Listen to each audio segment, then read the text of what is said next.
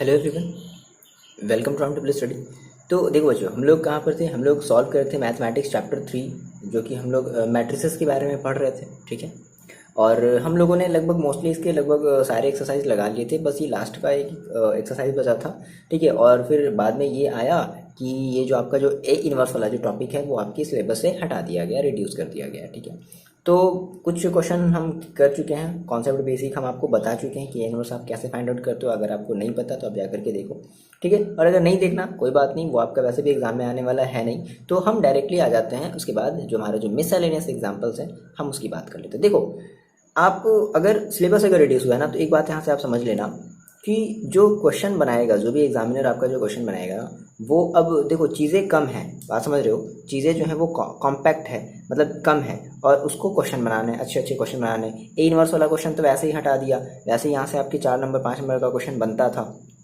अब ये तो रहा नहीं, तो अब कुछ ना, मतलब अब समझ रहे हो आप मेरी बात को? अब एक छोटे से छोटे क्वेश्चन को भी क्या करना पड़ेगा, आपको इंपॉर्टेंस देना पड़ेगा। समझ रहे हो मेरी बात? ये चीज़ आप ध्यान में रखोगे, ठीक है ना?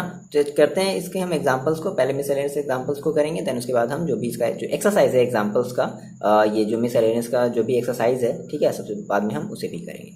Okay, miscellaneous exercise on chapter 3, ये जो है हम उस एक्सरसाइज मिसलेनियस एक्सरसाइज वाले चैप्टर वाले 3 को भी करेंगे। ठीक है ना? देखो, तो सबसे पहले समझते हैं फर्स्ट क्वेश्चन, देखते हैं क्या है मेरे पास फर्स्ट क्वेश्चन।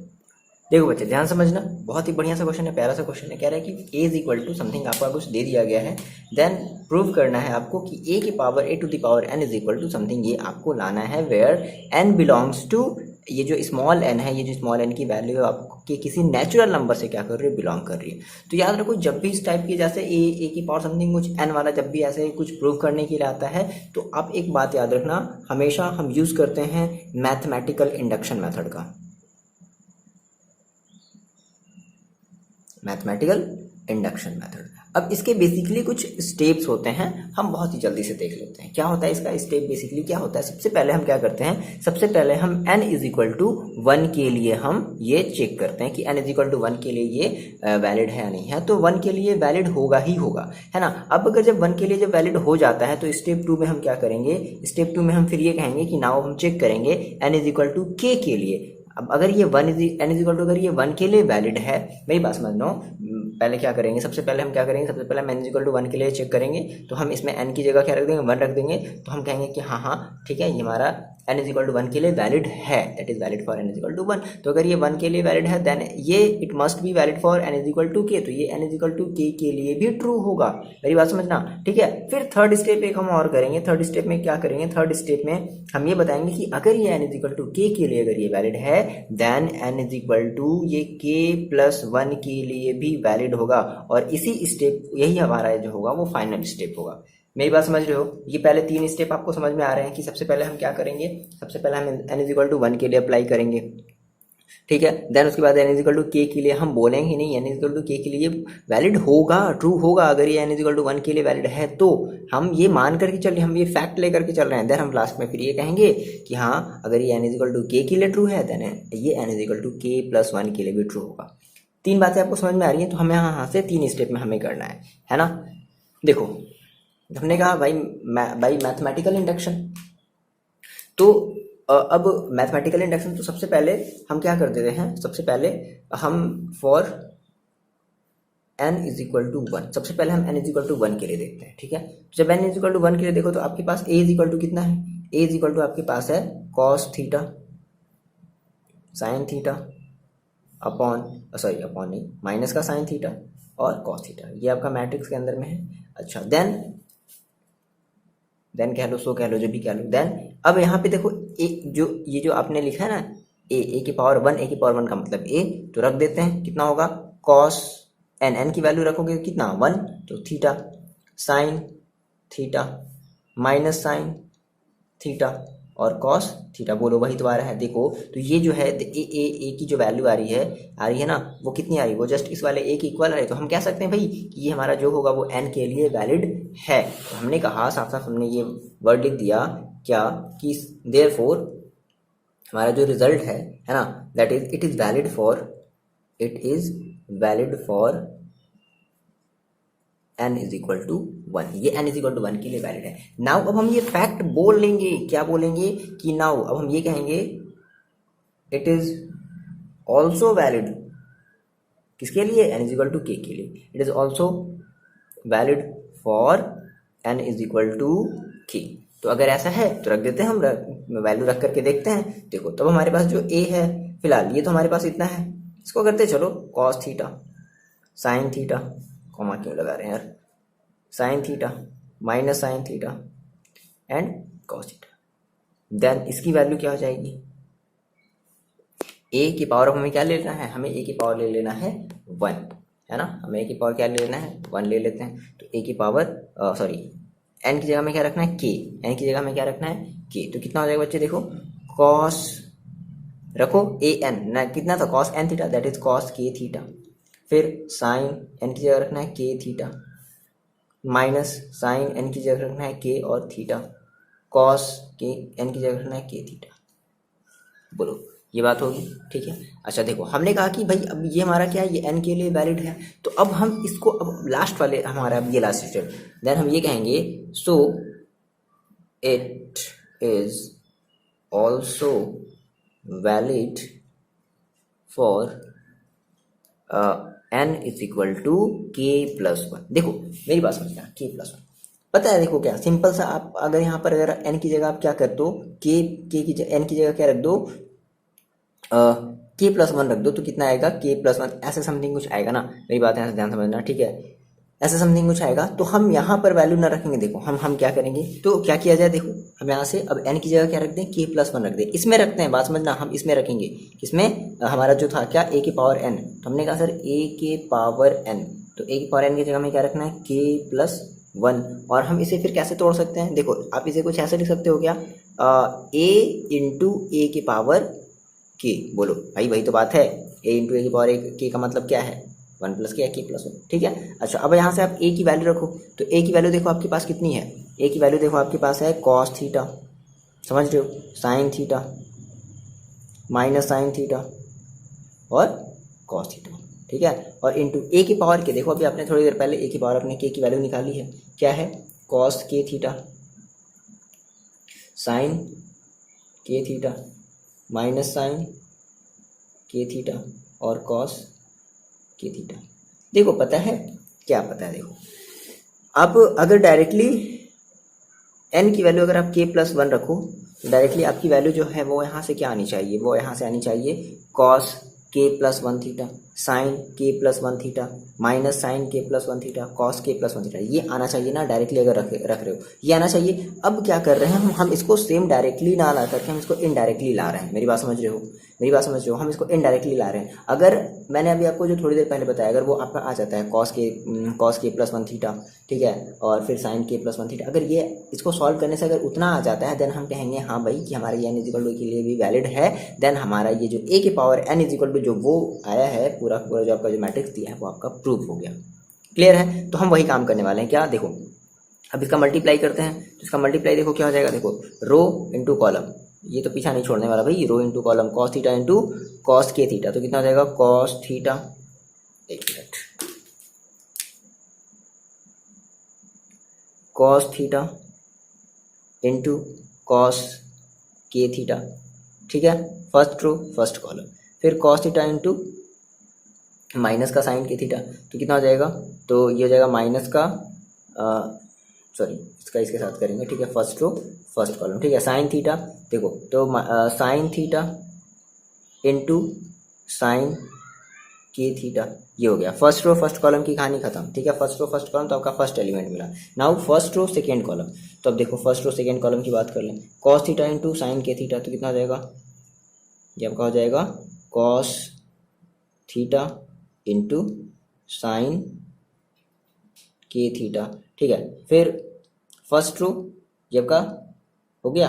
अब फिर आप क्या करोगे, इस साइन थीटा का कॉस के थीटा से मल्टीप्लाई करोगे तो प्लस का साइन थीटा इंटू कॉस के थीटा। क्लियर है, अब आ जाओ फर्स्ट रो की कहानी खत्म, आ जाते हैं सेकेंड रो पर, सेकेंड रो फर्स्ट कॉलम, तो माइनस का साइन थीटा इंटू कॉस के थीटा, माइनस का साइन थीटा इंटू माइनस का sorry cos theta into minus का साइन के थीटा, तो minus cos minus minus plus क्या हो जाएगा माइनस, तो क्या हो जाएगा कॉस थीटा इंटू साइन के थीटा। ठीक, ये फर्स्ट रो फर्स्ट कॉलम की कहानी खत्म। First row second column, sine minus का साइन थीटा इंटू साइन के थीटा, तो माइनस का साइन के थीटा इंटू साइन के थीटा, सॉरी साइन थीटा है यहाँ पर, साइन थीटा इंटू साइन के थीटा।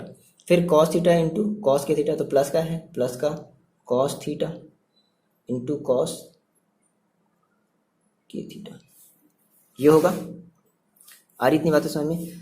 चलो अब देखो आपका ये देखो एक डायरेक्टली फॉर्मूला आपका मिल रहा है, क्या, cos A into cos B, cos A into cos B minus sine A into sine B, तो ये आपका फॉर्मूला मिल रहा है cos A minus B, sorry cos A plus B. जब माइनस होता है तो प्लस का फॉर्मूला बन जाता है, तो क्या मिल रहा है आपको फॉर्मूला, आपको फॉर्मूला मिल रहा है कॉस ए प्लस बी, यानी कि ए की वैल्यू क्या है थीटा, प्लस बी की वैल्यू क्या है के थीटा।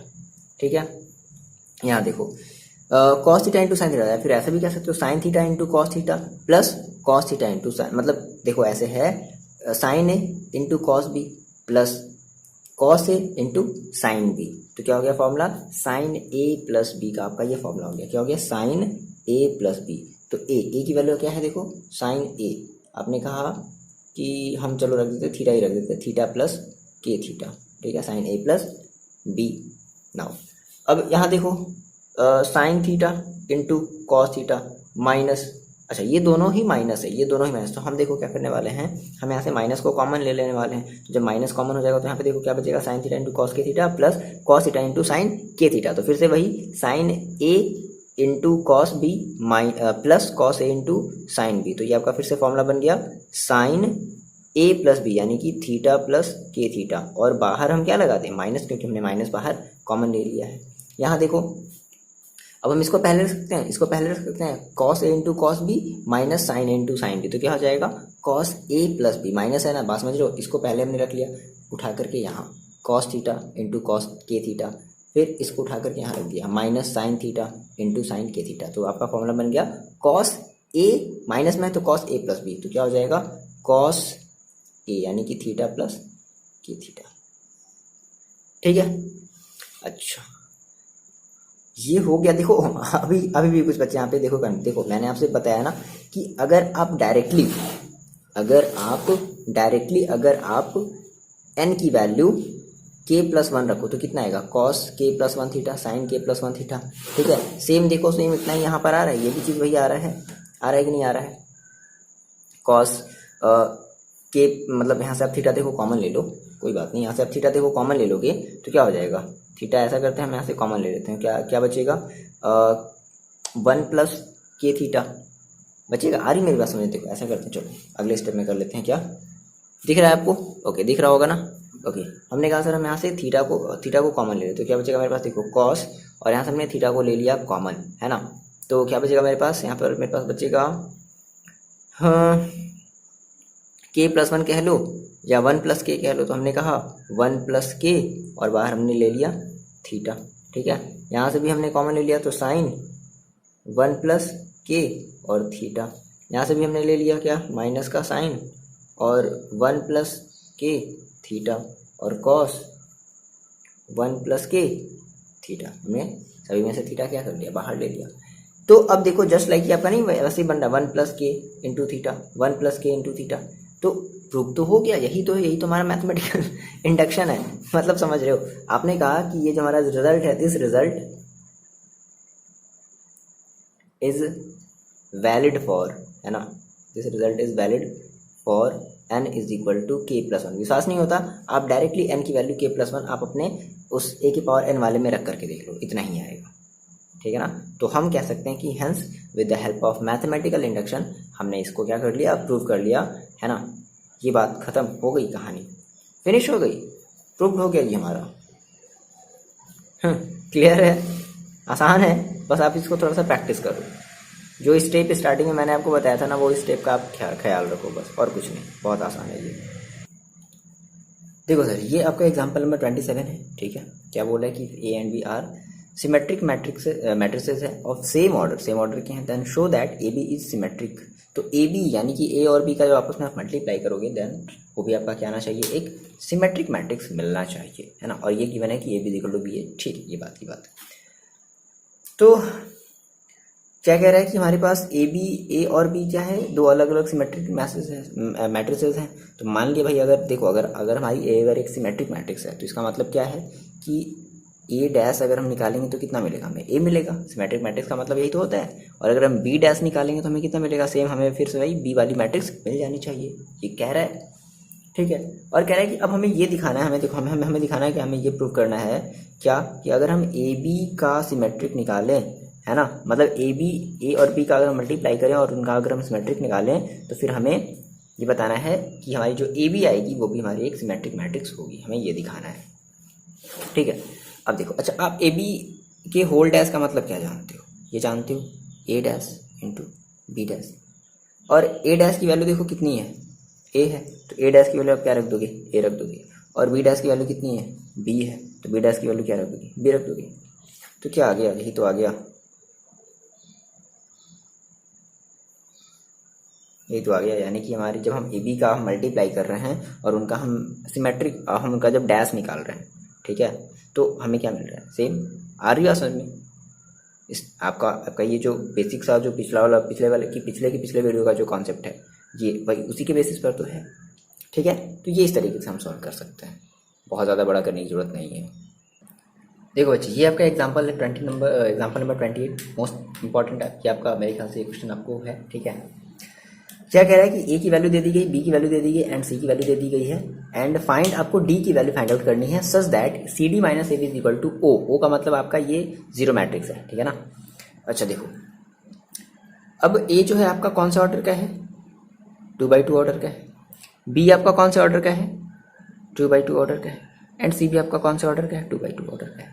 यानी कि सारे के सारे मैट्रिक्स कैसे हैं भाई, 2x2 ऑर्डर के हैं, और इनका आपस में सी डी को आपस में मल्टीप्लाई किया गया, ए बी को आपस में मल्टीप्लाई किया, देन उसको आपस में सब्ट्रैक्ट किया गया, तो आंसर आया 0। ठीक है, इसका मतलब है कि जो आपका डी भी होगा वो कैसा होगा, एक 2x2 ऑर्डर का ही होगा, क्योंकि आपको पता है कि मैट्रिक्स का जो हम मल्टीप्लिकेशन करते हैं, हमारे ऑर्डर्स क्या होने चाहिए, सेम होने चाहिए, है ना। तो ऑर्डर्स जब आप ऐड करते हो, सब्ट्रैक्ट करते हो, तो आपके ऑर्डर्स क्या होने चाहिए, सेम होने चाहिए ना, तभी तो आप इनको एक दूसरे से क्या कर पाओगे, सब्ट्रैक्ट कर पाओगे। मेरी बात समझ रहे हो आप? ये ऑर्डर भी किसके इक्वल होगा, सी के इक्वल होगा, तभी तो भाई 2x2 ऑर्डर का मिलेगा। और ये दोनों आपस में इक्वल ही हैं, इनके ऑर्डर भी इक्वल हैं, तो यहाँ से भी 2x2 का ऑर्डर मिलेगा, यहाँ से भी 2x2 का ऑर्डर मिला, और आपने दोनों को सॉल्व किया और आ गई वैल्यू 0। तो हम ये लेट कर लेते हैं बच्चे, देखो क्या कर लें, लेट कर लेते हैं हम कि हमारा जो डी है वो भी हमारे 2x2 ऑर्डर का मैट्रिक्स है, that is a B C d. बोलो, आ रही बात समझ में? अब यही हमें ए बी सी डी की हमें वैल्यू निकालनी है, और हमने अगर ए बी सी डी की अगर हमने वैल्यू निकाल ली तो हम सारी की सारी वैल्यू, हम डी की वैल्यू निकाल सकते हैं। ओवरऑल हम मैट्रिक्स डी की अपनी वैल्यू निकाल सकते हैं। मेरी बात समझ में आ रही? बोलो, अब क्या कर दो, रख दो इसमें, यानी कि सी की देखो वैल्यू कितनी है, 2 5 3 8 इंटू डी की वैल्यू आपको कितनी रखनी है, A B C D, minus A की वैल्यू कितनी रखनी है, 2 1 3 4 इंटू बी की वैल्यू कितनी रखनी है, 5 2 7 4, और इन सब की वैल्यू कितनी आई है, 0 का मतलब 0 हम भी 2 ऑर्डर कर लेंगे, और क्या ऐसे ही तो लेंगे। आ रही मेरी बात समझ? अब इसका मल्टीप्लाई करो, कितना हो जाएगा, देखो ये आपका हो जाएगा, मल्टीप्लाई कर दिया जाए, 2a रो कॉलम RC, कौन बोल सकता है भाई RC, पूरे चैप्टर में यही तो चला है, RC रो इंटू कॉलम, है ना, 2a और प्लस 5c, ये फर्स्ट रो फर्स्ट कॉलम कहानी खत्म, फर्स्ट रो सेकेंड कॉलम पर आते हैं। ठीक है, तो ये कितना हो जाएगा, 2b और प्लस का 5d, फिर ये देखो सेकेंड रो पर आते हैं, 3a और प्लस का 8c, फिर 3b प्लस का 8d माइनस 2 इंटू 5 कितना हो जाएगा, 10, और 1 इंटू 7 प्लस का 7, फिर 2 इंटू 2 कितना हो जाएगा, 4, फिर 1 इंटू 4 प्लस का 4, ठीक है, 2 इंटू 2 4, ठीक। फिर इसमें आ जाओ, तो 3 इंटू 5 दैट इज़ 15, और 4 इंटू 7 सोचो 28 प्लस का 28, और ये हो जाएगा 3 2 ज़ा 6 और 4 4 ज़ा 16 इज इक्वल टू 0 0 0 0। बोलो इतना होगा। अब क्या कर लो आप, इसको थोड़ा सा हम पहले सॉल्व कर लेते हैं। ओके ठीक है, इसे हम पहले थोड़ा सॉल्व कर लेते हैं। तो इसे आप ऐसे ही छोड़ दो 2a, हाँ एक मिनट, हाँ ठीक है 2a प्लस 5c, इसको पहले हम सॉल्व करेंगे ना। फिर 2b plus 5d, 3a plus 8c, 3b plus 8d minus, ये कितना आ जाएगा आपका 17। ओके देखो एक मिस्टेक हम लोग यहाँ पर कर दिए हैं। a की जो हमारी वैल्यू है वो कितनी है, माइनस यहाँ पर 1 है, ये हम लोग लगाना भूल गए, है कि नहीं। ठीक है तो -1, और अगर यहाँ अगर -1 है तो देखो एक मिनट, अब यहाँ पे देखो क्या हो जाएगा, यहाँ पे गलती हो रही होगी। फिर 2 × 5 ठीक है, और ये हो जाएगा आपका -7 है ना, -1 × 7। फिर सिमिलरली आप 2 × 2 करोगे 4, और -1 × क्या करोगे 4, तो कितना हो जाएगा, क्या आ जाएगा -4। It's my mistake. ओके कोई बात नहीं। तो ये कितना हो जाएगा आपका 10 - 7, दैट इज़ ये आपका हो जाएगा 3, और 4 - 4 आपका हो जाएगा 0, और 28 13, और 2 1 3 4 43, और 16 और 6 कितना आ जाएगा 22, इज इक्वल टू 0 0 0 0। अब क्या कर लो, इनको आपस में हम ऐड कर लें, करस्पॉन्डिंग एलिमेंट्स आपस में ऐड हो जाते हैं। तो ये इसके साथ ऐड होगा, ये इसके साथ ऐड होगा, ये जो है इसके साथ ऐड होगा, और ये जो है इसके साथ ऐड होगा। चलो ऐड करो, वीडियो पॉज करके आप ट्राई करो, कितना जगह देखो 2a प्लस 5c माइनस 3, ठीक है। अच्छा 2b प्लस 5d और -0 छोड़ देते हैं, क्यों लिखेंगे 0 को हम। 3a प्लस 8c माइनस 43, फिर 3b plus 8d minus 22, clear है, इज इक्वल टू 0 0 0 0। आ रही बात समझ में। अब देखो, अब आपके ये जो करस्पॉन्डिंग एलिमेंट्स आपस में कैसे होते हैं, इक्वल होते हैं भाई। ये मैट्रिक्स और ये मैट्रिक्स आपस में इक्वल है, इसका मतलब इसके करस्पॉन्डिंग एलिमेंट्स आपस में कैसे होंगे, इक्वल होंगे। नाउ हमें यहाँ से क्या मिला, सो हम ये कह सकते हैं 2a plus 5c minus 3 is equal to 0। ये आपका मिला इक्वेशन नंबर फर्स्ट, ठीक है। Similarly 2b plus 5d is equal to 0, ये आपका इक्वेशन नंबर मिला 2, ठीक है। थर्ड पे आते हैं, 3a plus 8c minus 43 is equal to 0, equation number third. And इस पर आ जाओ, 3b plus 8d minus 22 is equal to 0, ये आपका इक्वेशन नंबर मिला 4। अब आपको क्या करना है, equation first second third fourth को सॉल्व करके आपको a b c d की आपको वैल्यू फाइंड आउट करनी है। देखो कैसे किया जाए, देखो बहुत ही आसान है। आपके पास 4 वेरिएबल्स हैं और 4 इक्वेशन है, बड़े आराम से करेंगे। कैसे करेंगे, देखो सर, यहाँ पर आपके पास है 2a है और 5c है, ठीक है। अब a वाला देखो पोर्शन कहाँ कहाँ है, यहाँ पर a नहीं है, हाँ यहाँ पर a मिला हमें, यहाँ पर a मिला, और 2b कहीं मिल रहा है क्या, नहीं 2b कहीं मिल रहा है, कोई बात नहीं। देखो इक्वेशन फर्स्ट को ले लो, ठीक है, और 3 इक्वेशन थर्ड को ले लो। हम क्या करते हैं, इक्वेशन फर्स्ट में हमें करना है 2a, और हम क्या करते हैं, इक्वेशन फर्स्ट में हम कर देते हैं मल्टीप्लाई 3 का, और इक्वेशन थर्ड में मल्टीप्लाई कर देते हैं 2 का। जैसे आप इसमें मल्टीप्लाई करोगे तो 3 का तो कितना हो जाएगा 6a, और प्लस का 15c, और माइनस का 9, ठीक है। और इसमें आप मल्टीप्लाई कर दो 2 का, तो कितना हो गया 6a, हमें सेम करना था ना, तो सेम बन गया 6a प्लस ये हो जाएगा 8 दूना 16c, और इसमें हम कर दे रहे हैं मल्टीप्लाई माइनस कितने का किया, 2 का किया, ओके। तो माइनस का 43 इंटू 2 कितना हो जाएगा 6, और 4 दूना 8 86 is equal to 0 is equal to 0। अब देखो, अब इन दोनों इक्वेशन को आपस में क्या किया जाए, यहाँ पे 6 है, यहाँ पे 6 है, तो क्या कर दिया जाए, इन दोनों को आपस में सब्ट्रैक्ट कर दिया जाए। सब्ट्रैक्ट कर देते हैं, तो ये माइनस ये प्लस, ये सब्ट्रैक्ट हो करके हो गया कैंसिल। 15c और माइनस का 16c, तो कितना बचेगा भाई, माइनस का c बचेगा, ओके। अब यहाँ पे प्लस का 86 है और है माइनस का 9, तो इसको सब्ट्रैक्ट कर देंगे, कितना आ जाएगा, तो देख लेते हैं। देखो यहाँ पे मैंने कहा हमें यहाँ पे सब्ट्रैक्ट करना है 9 को, तो 9 ओके 16 माइनस 9 कितना बचेगा 7, तो प्लस का 7 और ये 8 हम इसको दे दिया था, तो कितना बचा 7, is equal to 0, so minus C is equal to minus का 77, सो सी इज इक्वल टू 77,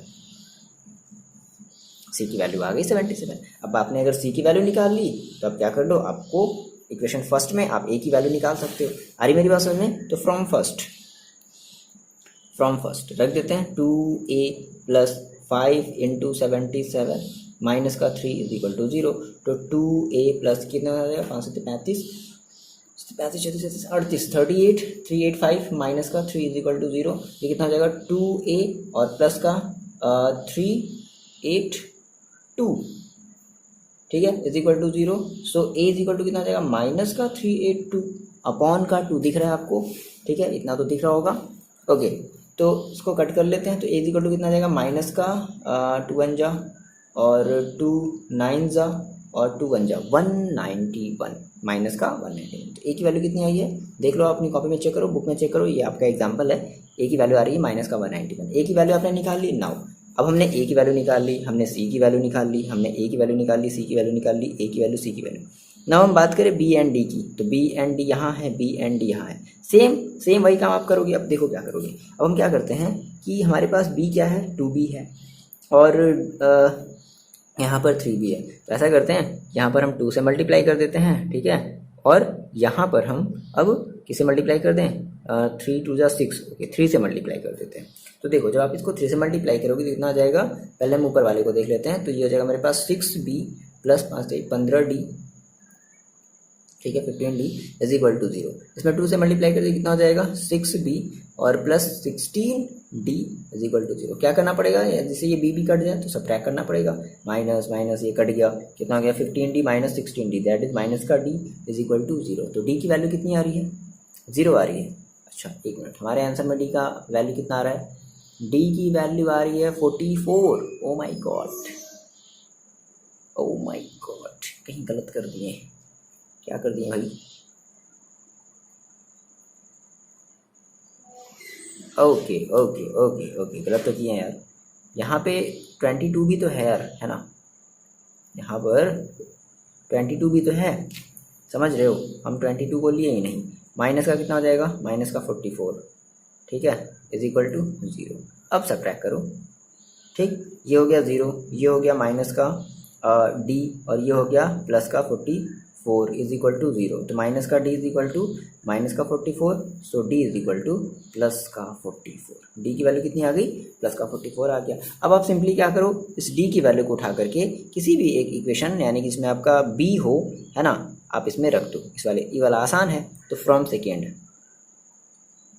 क्या हो जाएगा 2 into b plus 5 into d की वैल्यू कितनी रखनी है 44 इज इक्वल टू 0, कितना आ जाएगा 2b प्लस कितना हो जाएगा 5 का 20 220 is equal to 0, so 2b is equal to minus का 220, so b is equal to कितना आ जाएगा माइनस का 110, ठीक है 110, b is equal to minus का 110। देखो अब जैसे ये आपको a की वैल्यू मिल गई, b की वैल्यू मिल गई, c की वैल्यू मिल गई, d की वैल्यू मिल गई, सो आपने क्या कहा था, आपने d इज इक्वल टू, देखो क्या कहा था आपने, d इज इक्वल टू यही कहा था ना a b c d, तो a की वैल्यू कितनी है, a की वैल्यू है माइनस का 191, माइनस का 191, ठीक है, फिर b की देखो वैल्यू कितनी है, b की वैल्यू है माइनस का 110, और c की वैल्यू देखो कितनी आई है 77, और d की वैल्यू कितनी आई है 44, तो ये आपका हो जाएगा मैट्रिक्स d, ये आपका फाइनल आंसर होगा। क्लियर है, ज़्यादा हौच पौच हो गया है, समझ लोगे आप, बहुत आसान है, ठीक है। जस्ट इसके बाद आपको मिल जाएगा एक्सरसाइज, इसका मिसलेनियस वाला एक्सरसाइज मिल जाएगा, आपको मस्ट लगाना है, मोस्ट इंपॉर्टेंट ये सब आपके क्वेश्चन है, बहुत अच्छे क्वेश्चन है ये सब, ठीक है। चलो मिलते हैं बच्चे आपसे हम नेक्स्ट वीडियो में, और पढ़ाई करते रहो और अपना ख्याल रखो, और वीडियो अगर अच्छा लगे तो लाइक वाइक और अपने फ्रेंड्स को भी शेयर कर दो, ठीक है।